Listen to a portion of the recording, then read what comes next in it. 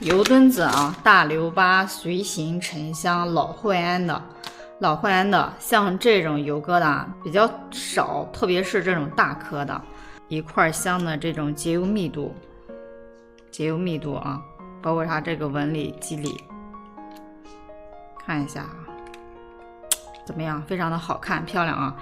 大家看到这种彩虹油了没有？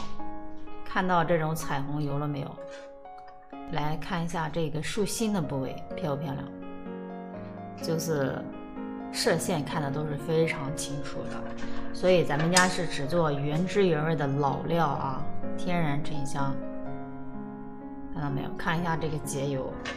一般的像这种油疙瘩这种随行啊，它都是已经达到沉水了，可以说是树瘤子啊，就是沉香树它在结香的时候断裂了，然后后面的油脂它就会不断的堆积，然后就会形成了这种凝脂率非常高的一个随行留疤的沉香。它的所有的每一颗的造型都是天然结香的这种形状，非常的漂亮。这种没关系啊，可以上手把玩都可以啊。来，听声音就很脆，29.78克。不多说了，这种高货喜欢的朋友可以给我留言，很霸气。